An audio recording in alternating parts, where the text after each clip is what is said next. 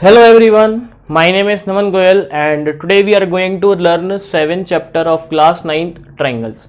पिछले लेक्चर में हमने इस चैप्टर का इंट्रोडक्शन देखा था और हमने इंट्रोडक्शन में क्या बात करी थी कि हम इस चैप्टर में पढ़ने वाले हैं कॉन्ग्रुएंसी ऑफ ट्रायंगल के बारे में, राइट। तो आज हम उसी की शुरुआत करते हैं कि what is the meaning of congruency of triangle. Congruency of triangle का मतलब क्या होता है, ठीक है। अच्छा, पहले बात करते हैं कॉन्ग्रुएंट का मतलब क्या होता है। कॉन्ग्रुएंट का मतलब क्या होता है, ठीक है। अच्छा, अब आप क्या गए, मार्केट में गए ना, मार्केट में आपने क्या किया, एक 10 रुपए वाली डेयरी मिल्क ली, 10 रुपीज़ डेयरी मिल्क आपने एक खरीदी, ठीक है। तो उस शॉपकीपर के पास बहुत सारी डेयरी मिल्क होती है 10 रुपए वाली, सब एक से होती है दिखने में ना, दिखने में एक सी होती है, जिनका शेप भी ऐसा ही होता है। देखो, ऐसा रैपर होता है उनका,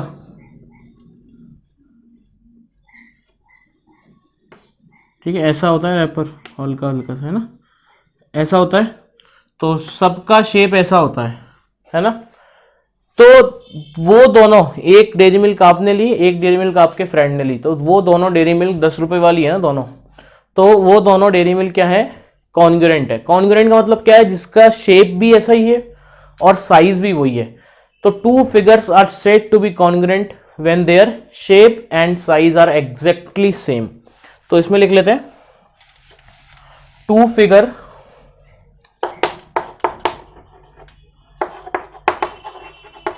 are said to be congruent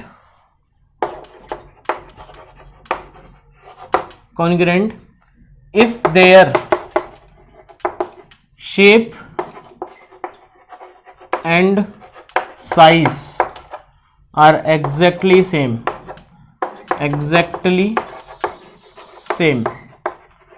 है। दो फिगर, अभी अपन बात कर रहे हैं सिंपल कॉन्ग्रुएंट की, कि what is the meaning of congruent.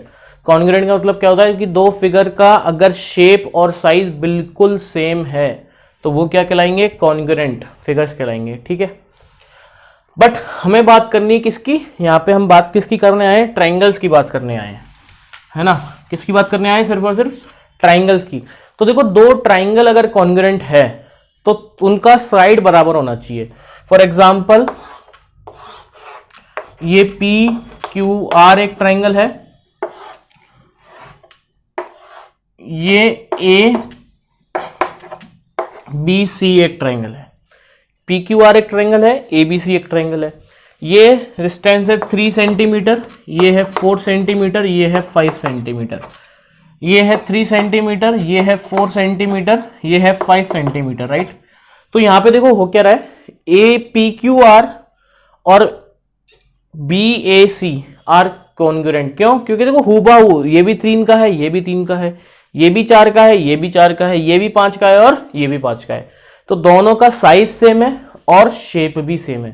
तो यहां पे हम क्या बोलेंगे कि triangle P Q R is congruent to triangle B A P, है ना। देखो यहाँ पे बेसिक चीज जो हमें याद रखनी है, वो क्या याद रखनी है हमें, जो ध्यान देने वाली बात है कि P के करस्पॉन्डिंग B है, P के करस्पॉन्डिंग B है, Q के करस्पॉन्डिंग A है और R के करस्पॉन्डिंग क्या है, C है, ठीक है। तो जो ऑर्डर आपने यहां पे लिया है वही ऑर्डर यहां पे लेना पड़ेगा, करस्पॉन्डिंग के सामने करस्पॉन्डिंग वाला आएगा ना। ऐसा नहीं यहां पे आपने P लिख दिया, यहां पे A लिख दिया, गलत हो जाएगा। आपको अगर पी क्यू आर लिया है तो बी ए सी लोगे, अगर आपने क्यू आर पी लिया है तो ए बी सी लोगे, ठीक है। तो जो ऑर्डर आपने यहां लिया है वही ऑर्डर आपको यहां पे लेना पड़ेगा, है ना। तो ये ऐसा है, ठीक है। अच्छा, कॉन्ग्रुएंट का साइन कैसा होता है, इसको लिखते कैसे हैं, इसको लिखेंगे triangle P Q R is congruent to, ऐसा साइन, और ये नीचे is congruent to triangle B A C. क्या होगा, बी ए सी ही आएगा। P के सामने, P की जगह पे B है क्योंकि P is correspond to B, Q is correspond to A and R is correspond to C। तो P Q R अगर आपने यहां लिया है तो यहां पे आपको B A C ही लेना पड़ेगा, B A C ही लेना पड़ेगा। अगर आपने पी क्यू आर यहां लिया है और यहां पे आपने लिख दिया ट्रायंगल ए बी सी, तो ये गलत हो जाएगा। ये क्या हो जाएगा? गलत हो जाएगा। जिस ऑर्डर में यहाँ पे लिया है उसी ऑर्डर में आपको यहाँ पे लेना है, इस बात का ध्यान रखना है, नहीं तो पूरे चैप्टर में आपको दिक्कत आने वाली है। ठीक है, और एक आध दो एग्जाम्पल से और अपन समझ लेते हैं और थोड़ा बहुत क्लियरेंस मिल जाएगा अपने को। ठीक है, अब देखो जैसे फॉर एग्जांपल हमारे पास ये एक ट्राइंगल है ए बी सी, ये एक ट्राइंगल है आर पी क्यू। ठीक है, ये हमें दिया हुआ है, ये है हमारे पास 7 सेंटीमीटर, ये है 5 सेंटीमीटर और ये है हमारे पास 9 सेंटीमीटर। ठीक है, ये है हमारे पास 9, ये है 5 और ये है 7। ठीक बात, ठीक है, ठीक है, ये है 7 सेंटीमीटर, ये है 9 सेंटीमीटर और ये है 5 सेंटीमीटर। तो अब देखो आपने क्या बोला है कि तीनों साइड बराबर है, ये 5, ये 5, ये 7, ये 7, ये 9, ये 9। तो दोनों ट्राइंगल तो बिल्कुल शेप है, साइज और शेप क्या है, बिल्कुल सेम है। ठीक है, बट अब हमें लिखना है, तो ट्राइंगल यहां से देखो हमने क्या ले लिया, ए बी सी ले लिया। अब देखो यहां पे देखो ए के कॉरस्पॉन्डिंग क्या है, देखो ए बी किसके बराबर है, पी आर के बराबर है। ए बी किसके बराबर है, पी आर के बराबर है ना। अब देखो ए से दूसरी साइड क्या निकल, देखो ए से दो साइड निकल रही है, एक 5 वाली और एक 7 वाली। अगर आप देखते हो पी से एक 5 वाली निकल रही है और 9 वाली निकल रही है, तो दोनों कॉरस्पॉन्ड नहीं है, क्योंकि इससे 5 वाली है और 7 वाली है, इससे एक 5 वाली और एक 9 वाली है। तो यहाँ पे ए पॉइंट से दो साइड निकल रही हैं, एक 5 सेंटीमीटर वाली और एक 7 सेंटीमीटर वाली। तो आपको इस वाले ट्राइंगल में भी वो साइड ढूंढनी है जिससे दो साइड निकलने वाली होंगी, जो कि 5 सेंटीमीटर और एक 7 सेंटीमीटर वाली होगी। तो क्या पॉइंट आर से एक 5 सेंटीमीटर की और 7 सेंटीमीटर की निकल रही है, तो ए इज कॉरस्पॉन्ड टू आर। अब सी से देखो कौन कौन सी निकल रही है, एक तो 7 वाली निकल रही है और एक 9 वाली। तो सी के कॉरस्पॉन्ड कौन सा होगा, 7 वाली जिससे निकल रही होगी और 9 वाली।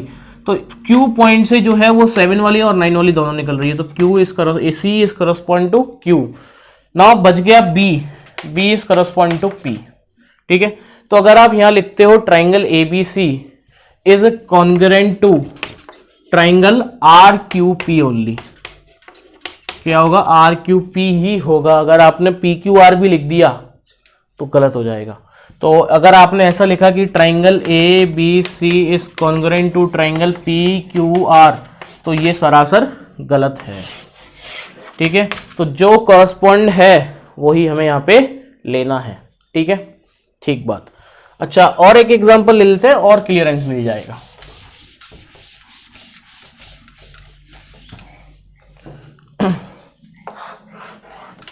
ए B C 3, 3.5 and 5, P Q R 3, 3.5 and 5.5। अब देखो ये दोनों, पहली बात तो कॉन्ग्रुएंट ही नहीं है, तो अपन कॉन्ग्रुएंसी की बात करेंगे ही नहीं। क्यों कॉन्ग्रुएंट नहीं है, क्योंकि तीन मिल गई, ये इसके में से, बस ये आपस में बराबर नहीं है। अगर शेप और साइज बराबर होगा तो तीनों साइड बराबर होनी अनिवार्य है, बहुत जरूरी है, तभी ऐसा हो सकता है, अदरवाइज ऐसा हो ही नहीं सकता। पहली बात तो ये। ठीक है, तो ये दोनों ट्राइंगल ही कॉन्ग्रुएंट नहीं है। ठीक है, अच्छा, अब देखो ये बात हमें समझ में आ गई कि हमें कैसे दो ट्राइंगल अगर कॉन्ग्रुएंट है तो उनको अपन कैसे लिखते हैं कि भाई ये वाला ट्राइंगल उसके बराबर कॉन्ग्रुएंट है ना। ये चीज हमें समझ में आ चुकी है। ठीक है, अब मेन मुद्दे की बात है कि इफ ट्राइंगल आपको दे दिया है कि A B C is congruent to triangle P Q R है, तो अगर ये दोनों ट्राइंगल इक्वल कॉन्ग्रुएंट है तो करस्पॉन्डिंग पार्ट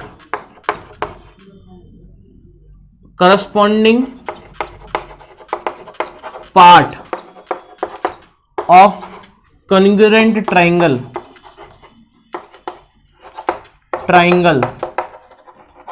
आर इक्वल। तो क्या बात है, अब corresponding part of congruent triangle are equal, मतलब दो ट्राइंगल अगर कॉन्ग्रुएंट है तो उनके जो करस्पॉन्डिंग पार्ट है वो दूसरे के करस्पॉन्डिंग पार्ट के बराबर होगा। इसको अपन शॉर्ट फॉर्म में बोलते हैं by CPCT. C for corresponding, T for part, C for congruent, T for triangle. So अपन बोल सकते हैं कि if these two triangles are congruent, so therefore by CPCT we can say that, देखो AB के साथ साइड की अगर मैं बात करूं तो AB के साथ क्या लिखा हुआ है, PQ लिखा हुआ है. What is written with AB? PQ. If you see here PQ is written with AB. तो अपन क्या बोलेंगे यहां से, AB का value is equal to PQ के बराबर. ठीक है. और BC के करस्पॉन्डिंग क्या लिखा हुआ है, QR लिखा हुआ है. तो BC is equal to QR. AC के करस्पॉन्डिंग क्या लिखा हुआ है, PR लिखा हुआ है. तो AC इज करस्पॉन्डिंग PR. ना ही सिर्फ साइड बराबर होंगी, एंगल भी बराबर होंगे. अगर दो चीजों का शेप और साइज बराबर है तो साइड तो बराबर होंगी और साथ के साथ क्या बराबर होंगे, एंगल भी बराबर होंगे. तो एंगल A के करस्पॉन्डिंग क्या है, एंगल P. तो angle A is equal to angle P. Angle B is equal to angle Q और angle C is equal to angle R. तो अगर दो ट्राइंगल कॉन्ग्रुएंट है तो बाय सीपीसीटी अपन क्या बोल सकते हैं कि सारी साइड करस्पॉन्डिंग साइड्स बराबर होंगी और सारे करस्पॉन्डिंग एंगल भी बराबर होंगे. ठीक है. एक ट्राइंगल के लिए और हम देख लेते हैं.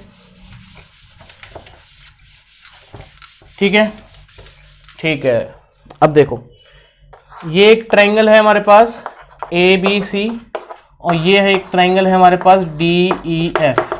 इफ आपको दिया हुआ है triangle ABC is congruent to triangle FDE, अगर ABC FDE के कॉन्ग्रुएंट है तो क्या क्या चीजें बराबर होंगी बाय सीपीसीटी, हमें ये लिखनी है. So therefore by CPCT AB is equal to FD, BC is equal to DE और AC is equal to FE. ठीक है. और एंगल के बारे में अगर मैं बात करूं तो angle A is equal to angle F, angle B is equal to angle D और angle C is equal to angle E. ठीक है. इसको अपन बोलते हैं देयरफॉर बाय सीपीसीटी. ठीक है. तो फिलहाल आज के लेक्चर में इतना ही काफी है. ठीक है. आज हमने क्या देखा कि what is congruency of triangle, है ना. दो ट्राइंगल अगर कॉन्ग्रुएंट है तो उसका मतलब क्या है, हम कैसे पता लगाते हैं. ठीक है. नेक्स्ट लेक्चर में अपन देखेंगे, यहाँ पे हमारे पास कुछ क्राइटेरिया होते हैं, कुछ रूल्स होते हैं, हम उनका यूज करके हम ट्राइंगल को कॉन्ग्रुएंट प्रूव करते हैं कि यस दे आर कॉन्ग्रुएंट. तो उनके बारे में हम नेक्स्ट लेक्चर में पढ़ रहे होंगे. तो जब तक के लिए पढ़ते रहें. आज के लिए इतना ही काफी है. मिलते हैं नेक्स्ट लेक्चर में. Thank you so much.